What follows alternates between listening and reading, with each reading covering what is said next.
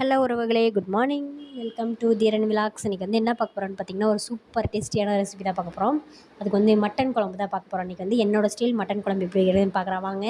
அதுக்கு வந்து ஃபஸ்ட்டு மட்டனை வந்து கழுவி மஞ்சத்தூள் போட்டு கழுவி குக்கரில் எடுத்து போட்டுருங்க. போட்டுட்டு இஞ்சி பூண்டு பேஸ்ட்டு, மஞ்சத்தூள், ஜீரகம், மிளகு, வெங்காயம், தக்காளி, பூண்டு இதெல்லாம் போட்டு நல்லா மூழ்கிற அளவுக்கு தண்ணி ஊற்றிட்டு ஜீரகம், மிளகுலாம் போட்டு உப்பு தேவையான அளவு உப்பு போட்டு மூழ்கிற அளவு தண்ணி ஊற்றி ஒரு 4 விசில் வரட்டும்.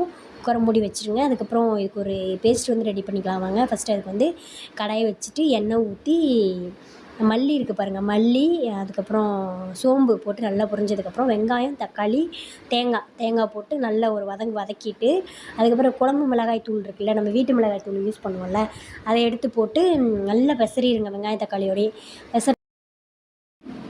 நல்லா வதங்கினதுக்கப்புறம் வந்து அதை பேஸ்ட்டாக அரைச்சி வச்சுக்கலாம். தேங்காயும் போட்டு நல்லா அரைச்சி வச்சுருங்க. அதுக்கப்புறம் ஒரு கடாயை வச்சுட்டு எண்ணெய், கடுகு, வெங்காயம், தக்காளி போட்டு கருவேப்பிலை போட்டு அந்த நம்ம பேஸ்ட்டை அரைச்சி வச்சுருக்கோம்ல, அதை எடுத்து ஊற்றிட்டு கறி வந்து சாஃப்டாக வெந்திருக்கும்.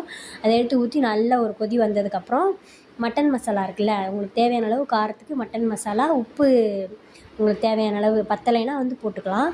போட்டுட்டு நல்லா கொதி வந்ததுக்கப்புறம் கறி வந்து சாஃப்டாக வெந்திருக்கும்.